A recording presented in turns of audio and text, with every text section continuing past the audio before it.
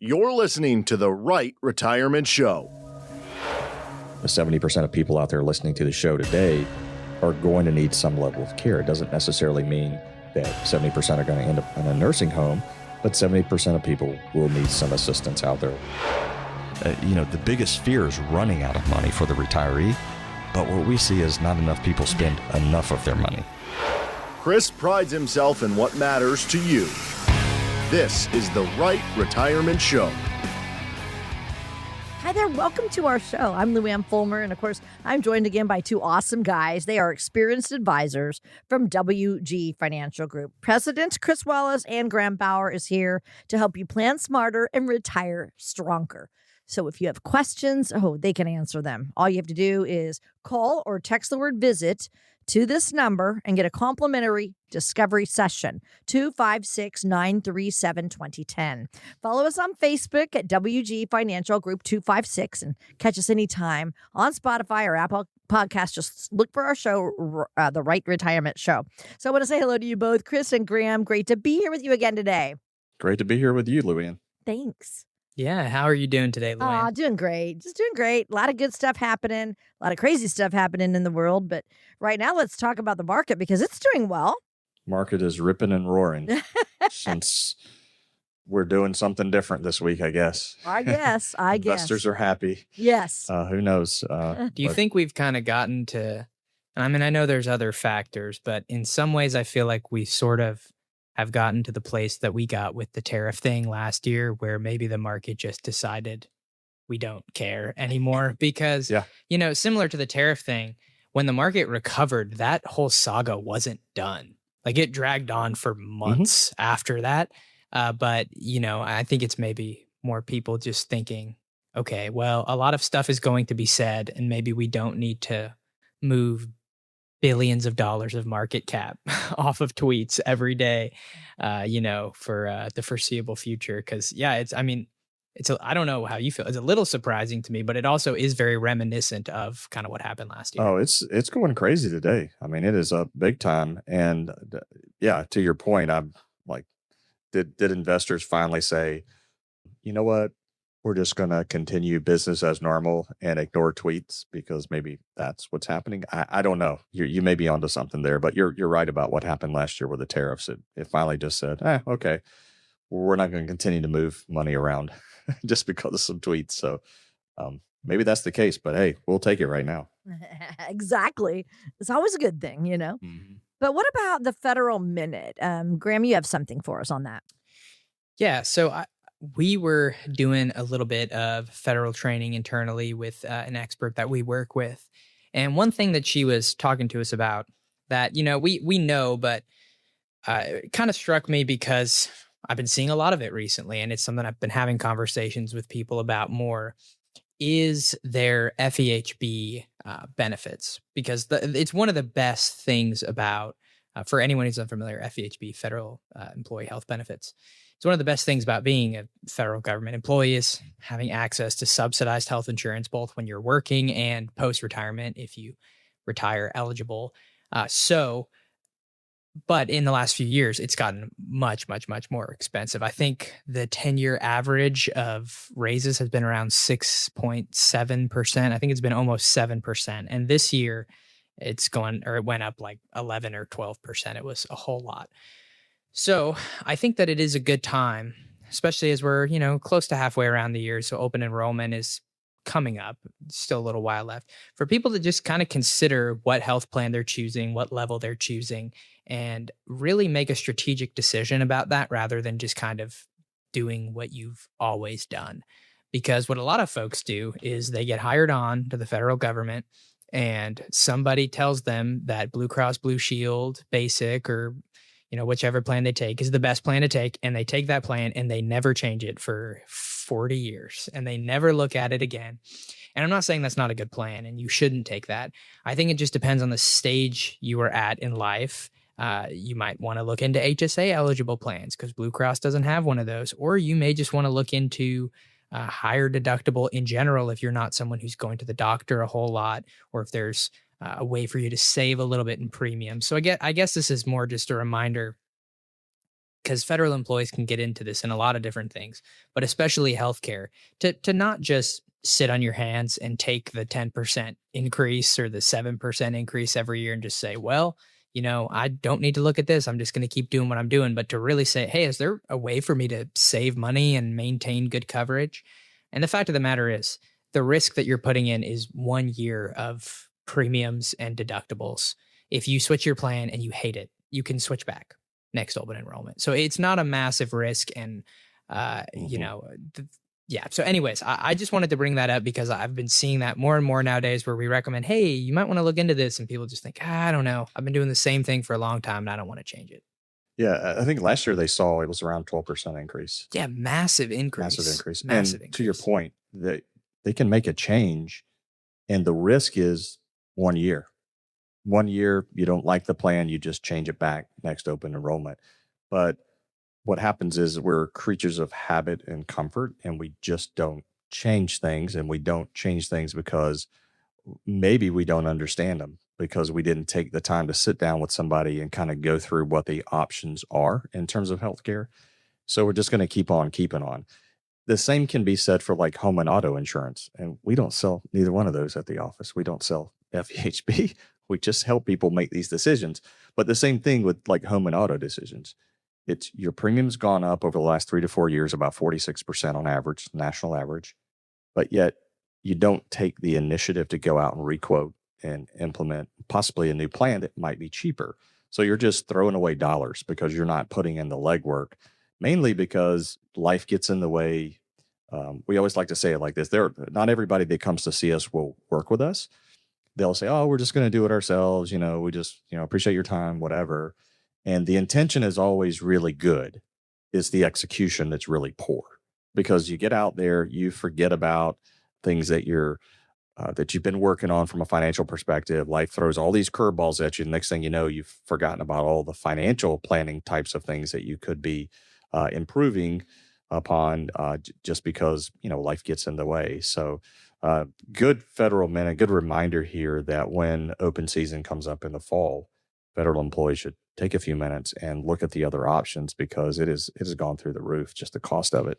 Yeah. And I think it's a benefit of working with somebody who understands federal benefits and is familiar with it, because you don't have HR in office in the federal government anymore. So it's, it's hard to find somebody to ask. And I think that's part of the scary thing too, is just thinking, oh, well, there's nobody just sitting in an office at my, complex or whatever that I can just go walk over to and say, hey, should I take this health plan or no? Mm-hmm. You have to kind of figure it out yourself. So that's one of the things we help people with. And I think it's a good reminder and something to have in mind. You have time to think about it, but I think more and more people are almost going to be forced to kind of do that as these premiums keep increasing. Mm-hmm.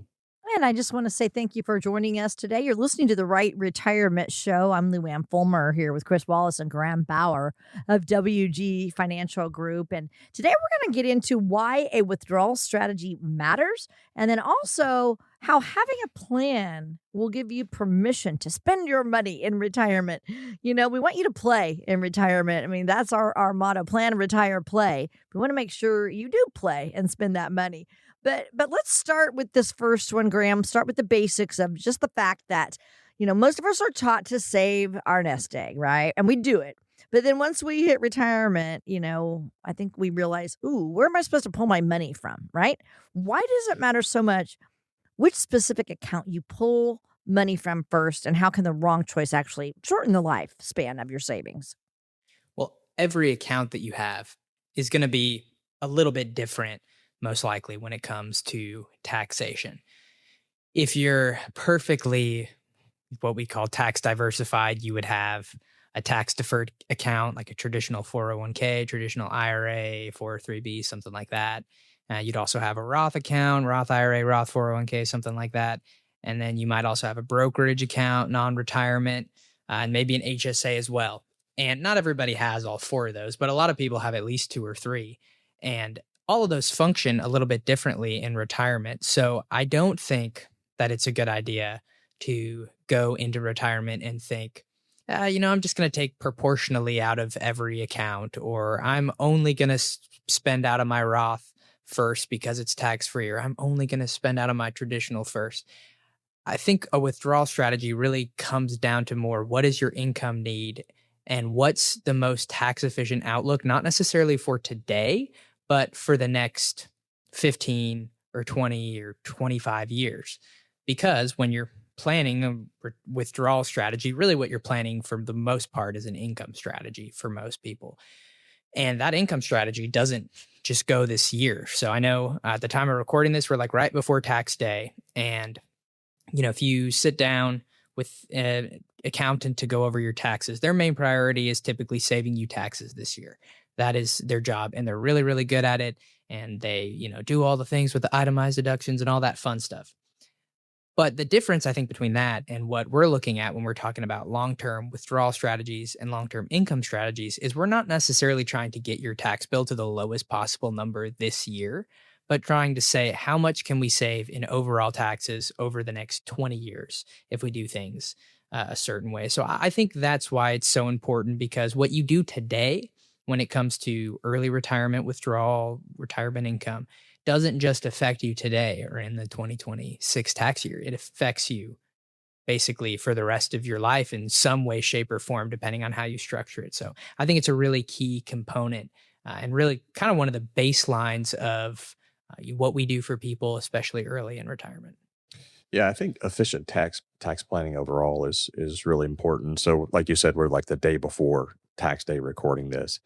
And everybody, I say everybody, not everybody's doing it, but there's a lot of people right now running around, finishing their tax return, trying to get it filed. And, we're to the point now where it's too late to really try to cram in a prior year 2025 contribution for your Roth. It's probably too late to do a 2025 HSA contribution at this point. So a lot of things that your CPA is going to be doing for you is looking at things through a historical lens, things that have already happened, and there's not a lot we can do about it. So I think what does, I guess, make us a little bit different in the Huntsville area is the type of planning that we do is very forward looking. And as you mentioned, Graham, there's things today that you can make yourself better today in taxes, but there's things that you can do today that'll make yourself better tomorrow in the form of taxes as well. So I believe that is, again, I think what really sets us apart is, I don't know how you feel about this, but I always tell people that I look at even though I'm not a CPA and I can't quote unquote give tax advice, I still look at things through a tax lens, and I can tell you where things are off or where you should be taking a deeper look or a deeper dive. And if you're a business owner, I'm a business owner, so there's things that I do in my personal planning with my corporation that sometimes with business owners, I'm able to help them out. I think that's the benefit of working with a business owner versus working with just a normal financial advisor at one of the brokerage firms. But there's things I think every family can do. We look at everything through a tax lens, but also the report card that we put together does a really good job at identifying areas of efficiency or deficiency rather, and efficiency if they're doing things well. But we almost never see, man, it's so rare to see somebody come in and be doing every little thing that they could be doing. There's usually things that we can make a little bit better. Yeah. And, funny enough, I ran into somebody a couple weeks ago. Literally ran into him? Or? Not literally ran into him. And a younger individual. And I will say, out of all the people I've ever talked to, was maybe the most financially literate DIY investor I've seen. Is this the out-of-state guy? Yeah. Okay. However, I know who you're talking about. I'm just going to throw in something really basic here. On our first conversation, within the first couple minutes, a couple of kids under the age of 10, no guardianship set up for the kids. And that's just one of those things, again, where doing a ton of things right and a ton of things that I do not expect people to have buttoned up, because most people just don't.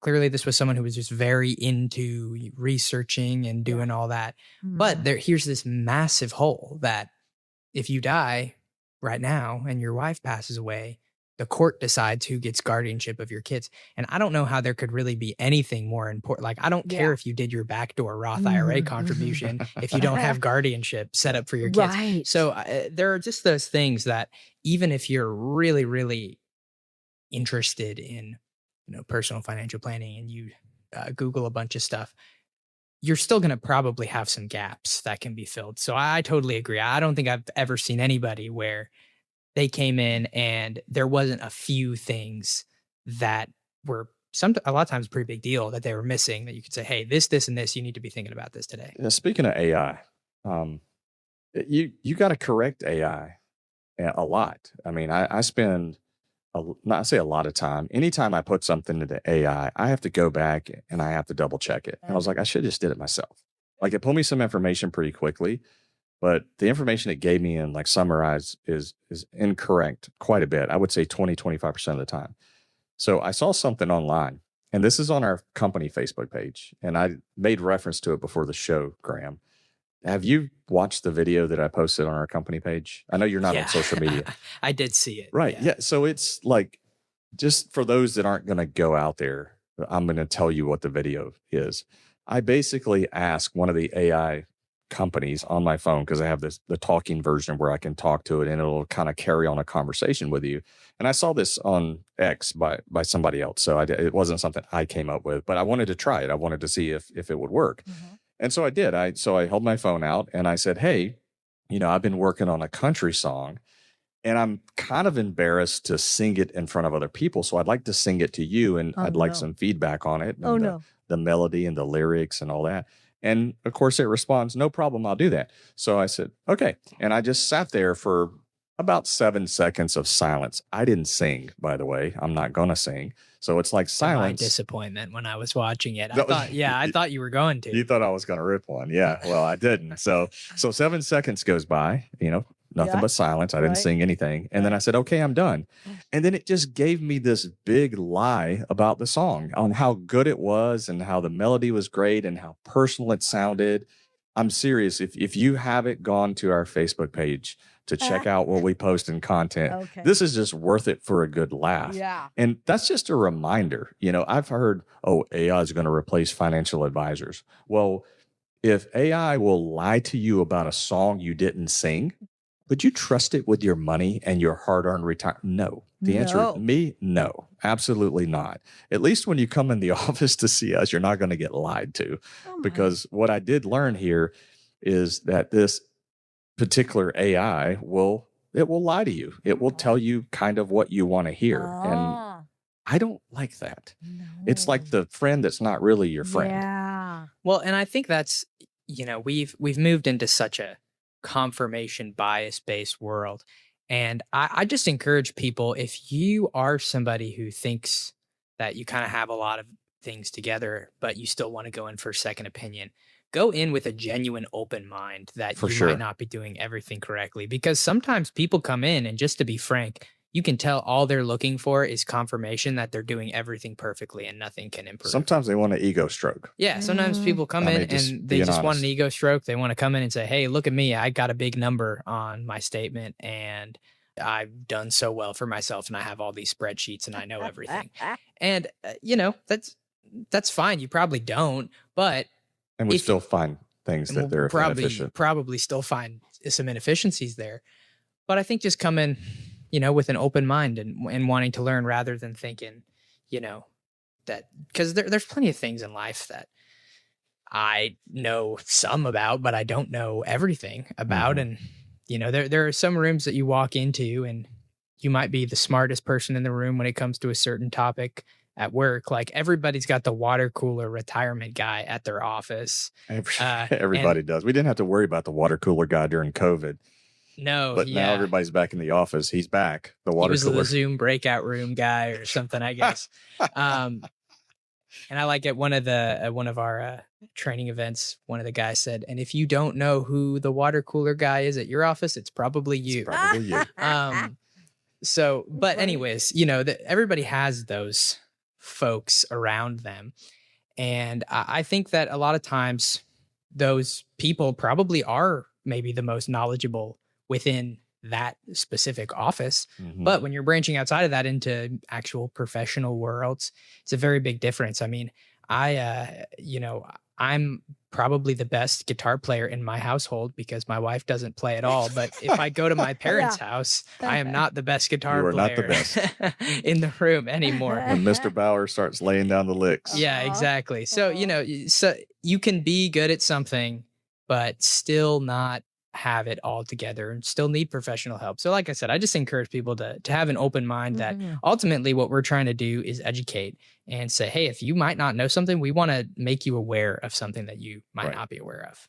And we're talking today with president of WG Financial Group, Cris Wallace, and then Graham Bauer as well, both advisors. I do want to say on Facebook, if you want to go to that Facebook and see what Cris posted, just go to WG Financial Group 256, and I will be doing that. I want to see that. But I love what you brought up about AI. Very, very important. I think we all need to hear that and understand that. We're talking right now about why a withdrawal strategy matters. And Cris, I know there's a lot of debate about this. You recommend that many of your clients draw from their IRA first. So some people are surprised by that. Walk us through that. Yeah, I mean, I do, because I think as there'll eventually become a point where you have to start taking it for required minimum distributions. So whether we convert it or spend it early in retirement, maybe when our tax bracket is a little bit lower, I think it's best to do that in, I say a lot of cases. I won't say every case, because every case is different. So if you have, IRA money, a big IRA, working on some sort of a Roth conversion plan is really important, and spending some of that taxable money. And part of the reason for that, as I mentioned, was your RMDs. But then also, if you were to pass away, your surviving spouse is going to be left in the single filer bracket. And Graham, you said on one of the shows that the tax brackets move, they change. So it's a little bit, it's really half of the married bracket is half of the single bracket is half of what the married bracket is, but the RMD doesn't change. And I thought that was really good, the way that you said that. That was several shows back where you said, yeah, the brackets change, but that RMD doesn't. And as long as your spouse left you their IRA, I suppose. Yes. In most cases, that balance is the same. That's a big assumption, but probably right in most cases, I would say. So what happens is that spouse then, inherits that big IRA, and they still have to take RMDs based on their age. So I think it's best to start working on spending and converting some of that IRA early in retirement for those reasons. And that could also mean deferring Social Security. We've talked about that. Oh my gosh, we beat that drum forever on this show. So many times now that when people come in that listen to the show regular, we don't even have to ask them when they're claiming. They already tell us they're claiming at FRA, or they're going to wait longer than that. But leaving that surviving spouse with that larger Social Security is a great thing, and that means you're going to be spending more of that taxable money early on in retirement. So it's not the same for everybody, but that's typically what we say. Yeah, and early on too. You kind of mentioned this, but your bracket's usually pretty low early on too, because when you don't have Social Security going yet, for most people, that's your biggest income source. Yeah. So when that's not going yet, you have a lot of room in those brackets to convert in very low, sometimes even 0% tax brackets. So I think, in those years, especially if you're somebody who's in their late 50s or something like that, you have a lot of time for that money to grow before RMDs. And so the question eventually kind of becomes, do you want that money growing mostly in IRA status, or do you want it mostly growing in Roth and after-tax status?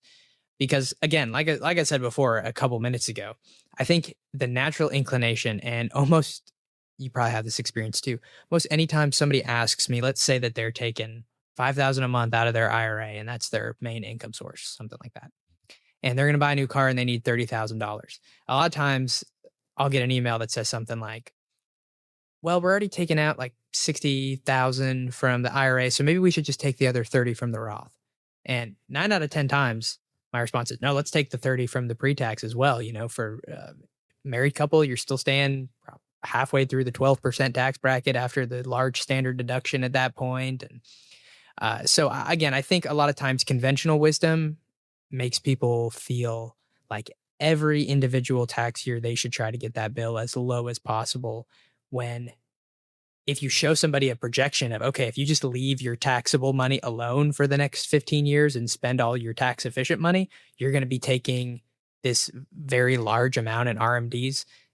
It's kind of a better way to, I guess, maybe scare people straight a little bit to start caring a little bit more about the long term rather than just paying the tax bill today. Oh, that's so good. All right, well, let's get into the marginal tax rates for just a minute, and then we're going to be up against a break. But there's a big misconception, I think, out there. People hear they're in a 22% bracket, and they think that all of their income is taxed at 22%. That's not quite right, Chris? No, this is the biggest mistake I see on spreadsheets all the time. Yeah. An engineer will walk in, they'll have their spreadsheet, which is great. At that point, I know they're organized and they're paying attention. That's really important. That somebody is willing to pay attention and learn. But I've seen this a lot where they come in and they're using a 22% tax rate. And so that essentially means that all of their income is being taxed at 22%. I think everybody that has done a tax return at some point in their life understands that not all of your income is taxed at 22%. And the common response I hear is, well, I'm just being conservative. I'm like, yeah, you're being really conservative. So, in today's tax code in 2026, the first 24,800 is taxed at 10%. And then 24,801 to I think it's about 108,800 is taxed at 12. And then when you go 108,801, you got all the way to 211,400, and all of that's taxed at 22%. And then what you do is you take the average of that, and that becomes your average or effective tax rate. And that's the number that should really go on the spreadsheet, not the 22%. It's what the average is. And if you throw the average tax rate on there, then the number will come out how you want it to come out. But 22% is just too high. I've even seen spreadsheets even use 24%. And I think at that point, you're just overdoing it. I also see the other mistake I see is just too much in there for healthcare. And that's just because generally people that aren't in the industry don't know how much to put in there. And so we have a healthcare license at the office. I've had one since 2009. Plus we use softwares that kind of pull that stuff in and give us the average nationwide at this point. But I see too much in healthcare. I see too much in taxes. And that can kind of skew things a little bit. And then one more thing on the spreadsheet, since we're on the spreadsheet kick today, that I see those linear returns. So I'll see, an engineer build a spreadsheet, basically assumes a 4 or 5% rate of return. And that's like if you were sitting in a CD making 4 or 5% every year. And we know that's not how the market does. It can be up and down. And really, you should base that number probably off maybe a standard deviation type of a number versus a linear number there. But those are just some spreadsheet things. But people bring those in and we don't make fun of those. I'm not making fun of it here on the air. I like it that people are putting effort into it. And then those types of people will come see us and they'll work with us and they become great clients because we're very collaborative at that point. It's not a one size fits all. And it's also a conversation with somebody that has already looked at their plan, and then they're wanting us to really guide them. And then they kind of run the spreadsheets in the background. I can't tell you how many engineers that we work with that say, well, I've ran some numbers, and heck, there's some that we have that have their own financial planning software because you can find this stuff free online these days, but they're not 100% confident in themselves doing it. So they have us kind of be the leader, and then they kind of double check things at home when they feel like it because it's fun to them, but they don't want to drive the full ship. They just kind of want to be up front with you. Kind of like when you're a kid and you take your first flight, you get to go in the cockpit a little bit. That's kind of how I think they feel. It's like, oh, I get to see all the controls and look at everything and learn a little bit. But I really don't want to fly the airplane. I just want to say hello to the pilots from time to time. So if you're catching the show on the way to church, you are catching the half-hour show. Hop out to Apple Podcast or Spotify platforms, and you can catch the whole hour show. Hope you're enjoying it so far. 256-937-2010. That's how to set your discovery session up. 256-937-2010. Dreaming up your ideal retirement? It starts with a solid plan tailored to your unique goals. Set aside uncertainty by arranging a friendly, informative session with Cris Wallace.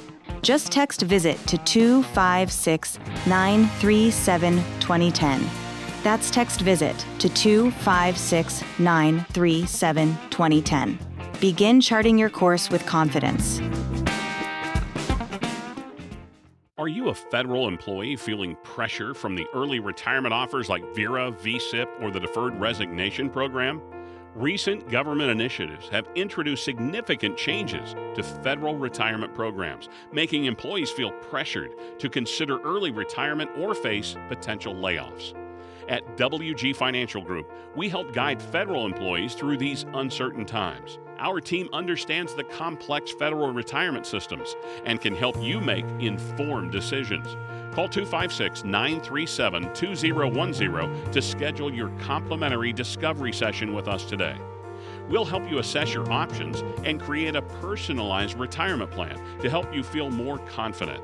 Visit WGFinancialGroup.com or call 256-937-2010 to book your session. Firm is not affiliated with the U.S. government. Investment advisory services offered through AE Wealth Management, LLC, an SEC registered investment advisor.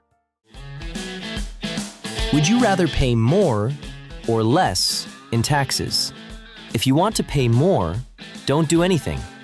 If you want to pay less, talk to Cris Wallace to see what's possible for you.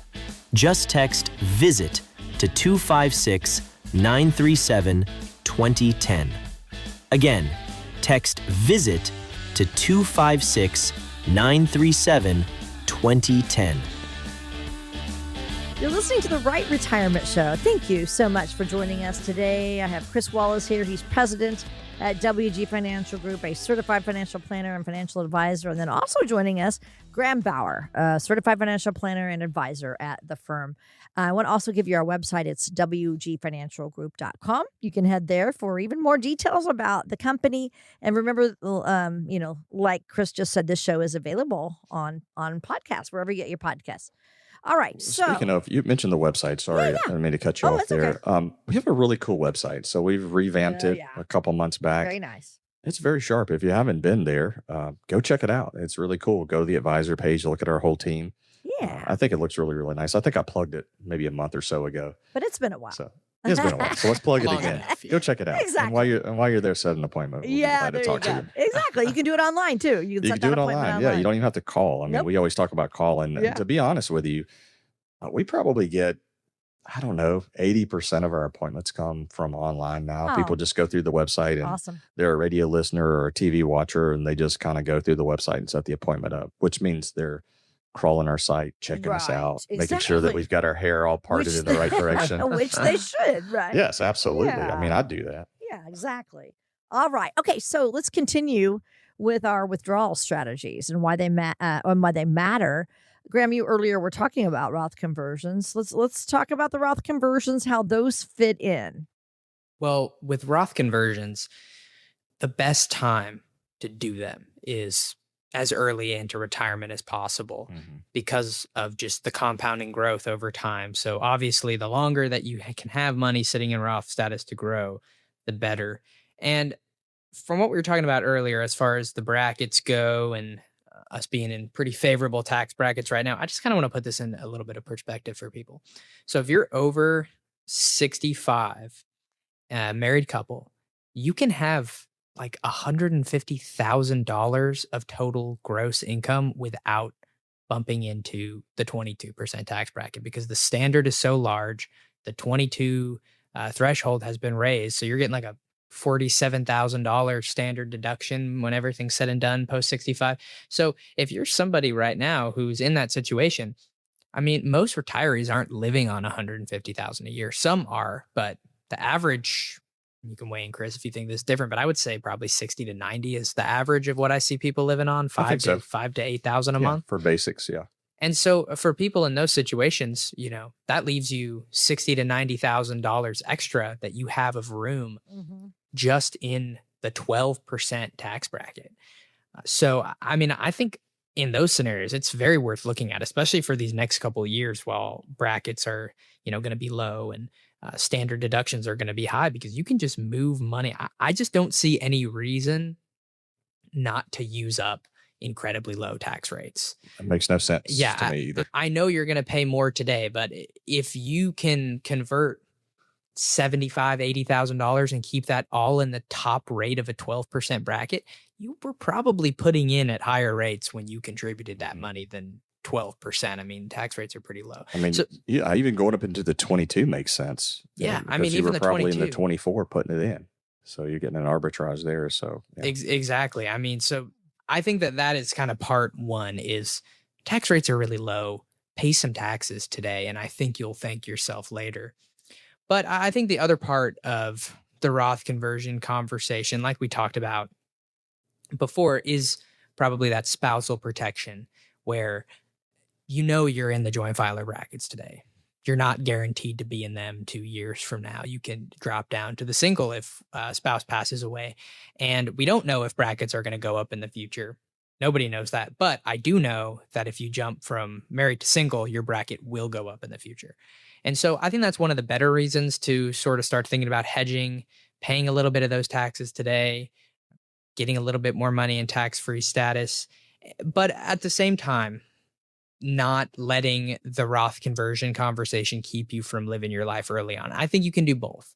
I don't think you have to say, oh man, we really got to hunker down for the first 6 years of retirement and just convert, and live on absolutely nothing. I don't think you have to do that. But most people have room on top of what they're spending, on top of their lifestyle, on top of those fun things that they're getting to do, that they can still convert. So it is a piece. And for most people, I think it fits in really well, especially if you're in a situation where you got that really high standard right now, or if you're younger retiree and you got a lot of time for that money to grow before RMDH. Yeah, I think we came up with an acronym that, somebody will probably steal it. That's how they do. But we called it ART. There's an art to Roth conversion. So age, you mentioned that, the earlier, the better.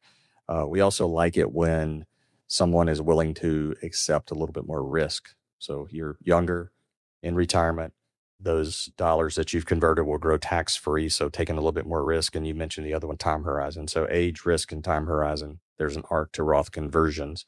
And that's the three things that we look at when we're getting ready to do this. Is like, okay, what's your age? Because the numbers we run, the younger you are, to your point again, Graham, it's much, much better when someone is younger. So starting even in your early 60s and even latter 50s. Now you have to be very careful when you're Roth converting below the age of 59 and a half. So sometimes retirees will withhold taxes from their IRAs when they're over the age of 59 and a half. If you do that below the age of 59 and a half,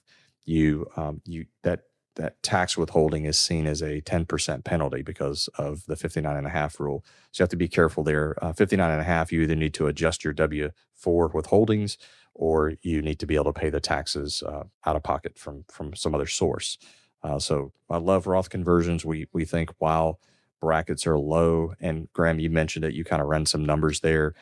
While it makes sense when the standard is much larger and the brackets are lower, more and more people should be considering this.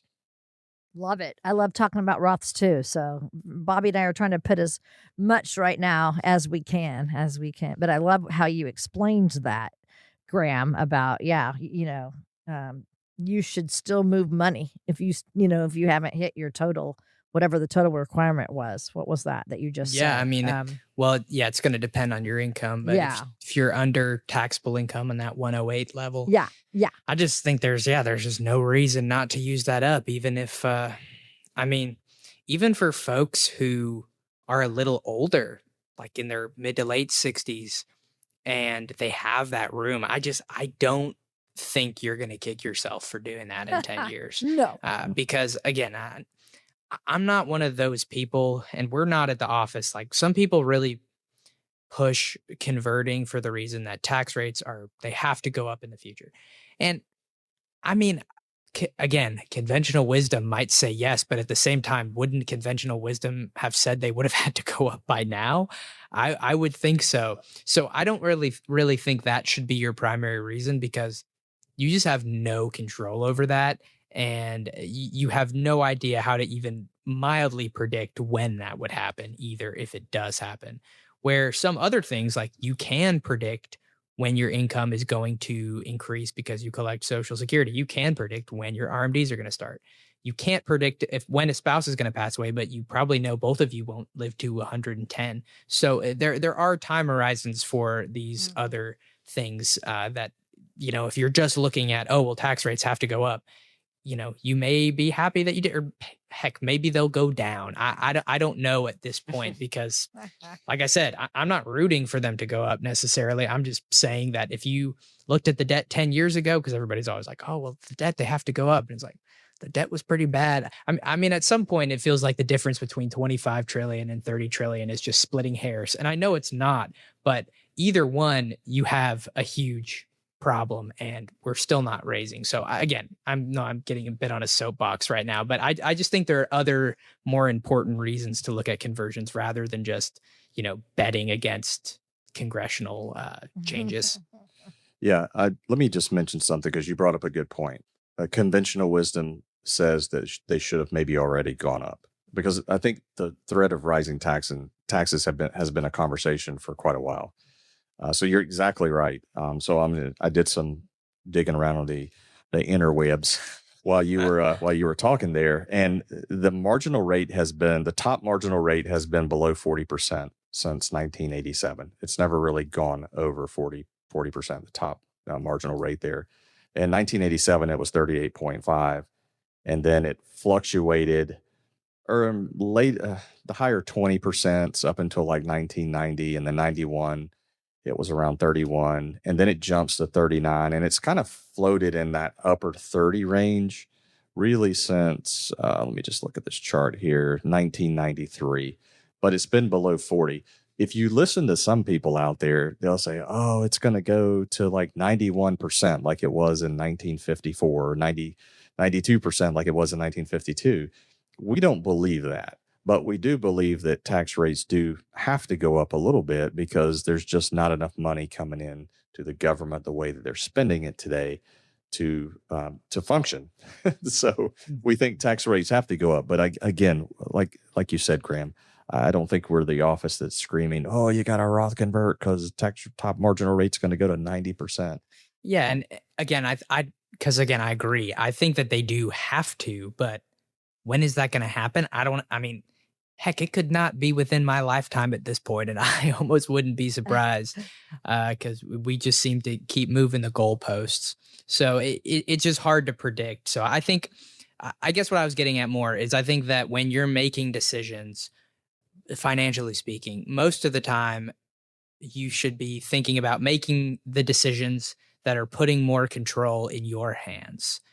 And controlling the factors you can control and making the best decisions within those parameters. And, there's always going to be external risks, but you can't really plan for all of those because you don't know exactly what they're going to look like. It's the same as, occasionally we had a couple months ago, there was a young guy that called in and I talked to him and gave him some pointers and kind of pointed him in the right direction on a few things. Anyways, he was under 30 and very worried about when he should collect his Social Security benefit.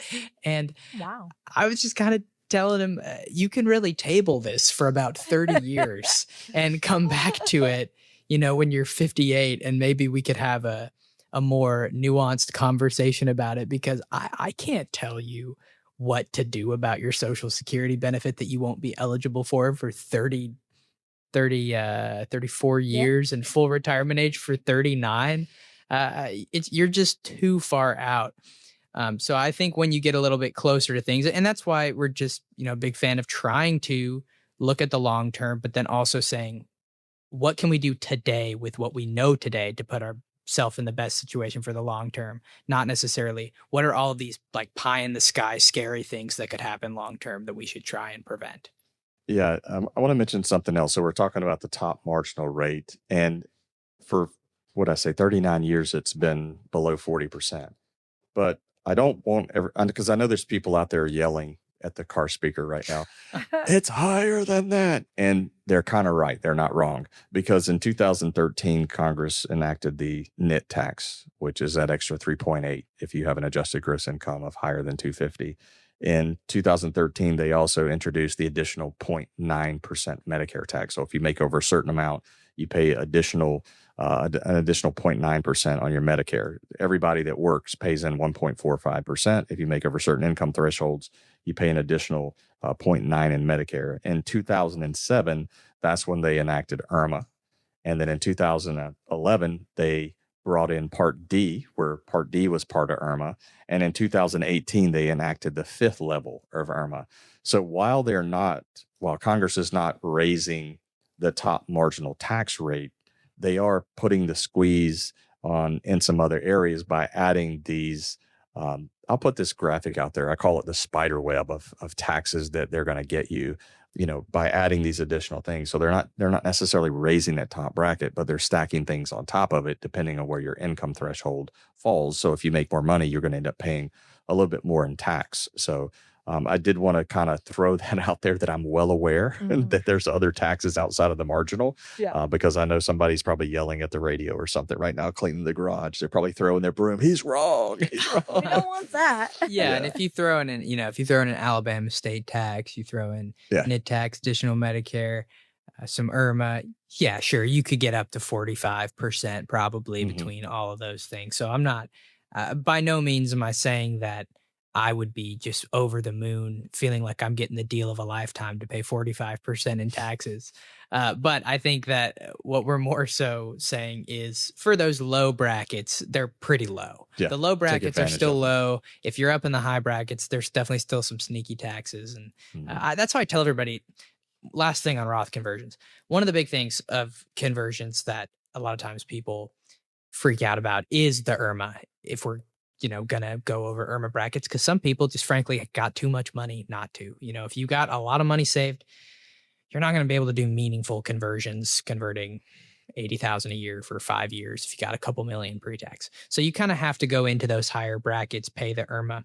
And as much as it stinks, I think you really do just have to look at it as an additional tax, because that's what it is ultimately. It's additional tax on your Medicare, basically, or if you're not collecting, it's just kind of an additional tax that you're going to pay out in health insurance premium. So it's no fun to do, but rather than getting emotional and thinking, oh man, they're penalizing my Medicare, like I'm paying so much for Medicare, you're just paying more taxes basically, which still isn't fun. But ideally, when you're looking at the long term, you're going to not be paying those additional taxes your whole life. All right, let's get into capital gains then right now. That's another area where I think people make some assumptions that end up costing them. So why don't you tell us about this, Cris? What's the difference between capital gains and ordinary income from a tax standpoint? Yeah, so there's obviously these are probably your next most tax favorable pieces of long-term investments outside of the Roth.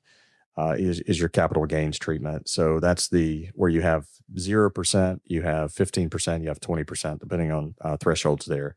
Some of your capital gains can be actually taxed at 0%. So this is a really good time for, in some cases, if you don't have money, you need to Roth convert, or you're going to choose not to, but you have some non-qualified assets that have long-term gains on them. This would be a good time to spend those in retirement, because you can spend those at 0 or 15%. Those are the two brackets that most people are going to fall in. It's not until you get up into the low 600s do you go into the 20% brackets. So capital gains, having that bucket. So as you're saving, a lot of people talk about, well, save in a Roth and do the backdoor and do the mega Roth and, do Roth, this and that. But some people even overlook the value of having some of those non-qualified accounts as well, because of the way that they're taxed. So in a case maybe where you make too much money to do a Roth IRA contribution, and maybe you're up in a high 24 bracket working and you're doing all pre-taxed, well, it makes sense to take some of your money and set up a non-qualified account. And the reason for that is if you plan on Roth converting in retirement and you're going to fill up the 22 bracket with Roth IRA conversions from your IRA, you can actually sell out of your long-term capital gains bucket at that point at 15% to pay the tax versus actually grossing up or saving it or taking it from the IRA. So think of it this way. You're filling up to do a Roth conversion at 22%. You're going to fill up to the top of the 22% bracket. Well, you can fill that bracket all the way up to 22%, and then you could sell some of your non-qualified assets at 15 to pay the tax on that Roth conversion. What most people do is they fill up part of the 22 and then they withhold taxes from the IRA, kind of completing the filling up of that bracket. Well, in that case, they've just withheld IRA money at 22% to pay the tax, and they didn't really get a chance to maximize their Roth conversion. I know that's probably a little confusing for some people out there kind of catching that, but that's what we do at the office, is kind of understanding the different tax thresholds. When you sell capital gains, kind of the cool thing about capital gains assets is it doesn't change your marginal rate. Now, it does increase your adjusted gross income, but it doesn't change the fact that you're in the 22 bracket. So it's all about how things stack on that tax return and understanding that. Yeah, the way that I've explained that to people sometimes, and the same principle kind of goes for cash as well. Like, it's different because you're not going to pay the capital gains on cash. But if you're, for example, converting $100,000, and let's say you owe $20,000 of taxes on that, just to make the numbers really easy, the way that I've told people to look at it, and I think the right way to look at it, is you are going to be down $20,000 in an account. The question is, what account do you want to be down $20,000 in? Because you can withhold it from the IRA, and now you get $80,000 in the Roth, and you're down $20,000 in your Roth starting up, and you can do that, and that's fine. Or if you got $100,000 sitting in your bank account, you can withhold nothing from the Roth and take the $20,000 out of your bank account, and you're down $20,000 in your bank, but you're not down in your Roth. So no matter what you do, there's no scenario, unless you're doing some crazy stuff with charitable giving and things like that, maybe, that you're going to convert a large sum of money and not pay anything or very, very little in taxes. There's going to be a tax bill. And the question becomes, where do you want to be down? And for me, I will choose any account over being down in my Roth. I want as much money in the Roth as possible. So even if that means little capital gains, even if that means, a large emergency fund being down a little bit, I think it's worth it for a lot of people, just because there's no way around the fact that the taxes have to get paid. That's correct. Yep, that is correct. So, Graham, let's get into that 0% rate a little bit more. That's pretty remarkable. Walk us through how that works in practice. It's a really great benefit of non-qualified money. So it's a little bit different how they do it. The capital gains brackets that you're in are based on your taxable income, which is kind of cool because it's your income after the standard deduction. And the standard deduction is pretty large right now. So I think the bracket for 15% is right around 99,000, probably just under 100,000, but I'm just going to say 100 to make the numbers easy. Mm-hmm. And the standard deduction, I think it's like 32,000 this year, 32.5, something like that. So if you had $130,000 of total income, and you just took the standard deduction, and maybe 20,000 of that income was capital gains, you wouldn't pay any taxes on that capital gains because your taxable income would be under the threshold. You wouldn't owe. So it's really neat. And I think that it's similar, honestly, to the conversation we were having earlier about Roth conversions, where if you have non-qualified assets, let's say appreciated stock, a big one would be RSUs from an employer, you're getting restricted stock units, ESOP, something like that. You got a concentrated position and you can sell in the 0% tax bracket, you should do that. I mean, there's really not a great reason not to sell, diversify out a little bit more if you can. Or if you're, taking some retirement income and you need a little bit more and you can sell in the 0%, you should probably use that up as well. I will say one caveat to it is I've had this misconception from a few people that they think I can sell up to 99,000 of capital gains with no taxes. And that is not true. You can have 98,900 of taxable income between all of your sources and not pay on capital gains. So if you have 75,000 Social Security, you took 50,000 out of an IRA and you got a $50,000 pension, you cannot sell $98,000 of capital gains and pay no taxes on it because your taxable income is going to be way higher than that. So you do have to have relatively low income. But again, it's another one of those things where early in retirement, sometimes people are in those very low brackets so they can take advantage of it. Or even sometimes people are still working and they can take advantage of it. You're making $70,000 a year, married couple, $80,000 a year. You're going to have $40,000 probably or so of room that you can sell. So it's a powerful tool. It's definitely something to be aware of. And something we try to utilize when we can to really help keep, again, it's one of those long-term things where the benefit is a lot of times more diversification of a more concentrated position, or even just generating a little bit more income where you need it. All right. Very good. Thank you. Let's talk about something that I think really shocks retirees when they first encounter it. And Cris, you talk about it all the time, Medicare premiums and IRMA. Talk about who it affects. Why does it matter so much? Well, basically, there's 5 levels to IRMA, and we'll just talk about the first threshold because people are just deathly afraid to go through that first threshold. The first threshold is at 218,000, and if you're doing Roth conversions and you have a big IRA, you're probably going to blow through that first threshold because it's more important to basically get the money converted and go ahead and take the IRMA hits early rather than later. Because one of our big concerns that may happen in the future is not so much that the marginal tax rates go up, and I mentioned all the other things that they stack around it, the NIT, the 0.9 Medicare, and these IRMA brackets, is these IRMA brackets have been increasing dramatically over time. And I think that's probably the bigger concern. So going in and through one of those or 2 of those or maybe the third IRMA level it's not the end of the world, because if you go through it, as long as your income goes down the following year, then you'll really only be in that higher IRMA bracket for one cycle. Now, if you're doing a multi-year Roth conversion strategy where it's taken, I don't know, 4, 5, or 6 years to get things converted over, yeah, you're going to be in a higher IRMA bracket for 4, 5, or 6 years. But then what'll happen is that'll start to fall off once your income goes back to a normal level. And then if you've done your conversions properly, and you only have Social Security, you don't have like 2 or 3 pensions, you're probably back down in that regular Medicare Part B premium level, and you'll probably be there for the rest of your life because you've converted things over. So I when we talk about IRMA, I think I've taught classes before where people are just so afraid. They're like, I don't want to go over that IRMA limit. And it's like, if you're doing it with a strategy, it's okay. It's when it blindsides you when it's not okay. Because we have had people come in before, it's like, man, I'm paying $400 something a month for my Medicare premium. I didn't know that was a thing. I sold a piece of property.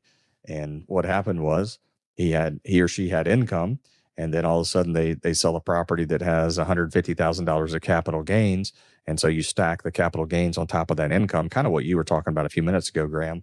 That capital gains doesn't change his marginal rate, but it affects that AGI. And that's what IRMA is looking at, is the adjusted gross income.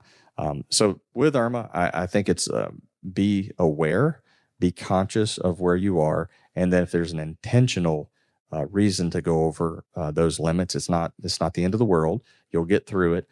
What you don't want to do is, if you're trying to stay under that $218,000 threshold, you don't want to bust it by $1, because if you bust over it by $1 or $2, you're going to pay increased Medicare premium. So I think when it comes to IRMA, it's more about paying attention, being aware of it.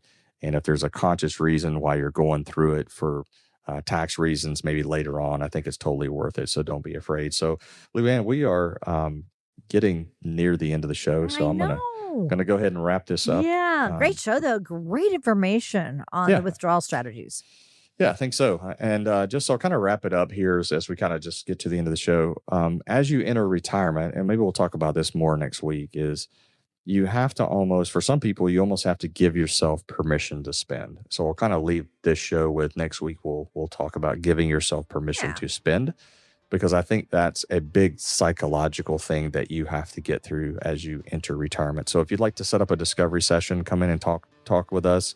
We'd be happy to sit down with you. Our number is 256-937-2010. Again, our number is 256-937-2010. I hope everybody has an awesome and blessed week. And remember to serve every person in every situation with a servant heart. Please remember, converting an employer plan account to a Roth IRA is a taxable event. An increase in taxable income from the Roth IRA conversion may have several consequences. Be sure to consult with a qualified tax advisor before making any decisions regarding your IRA.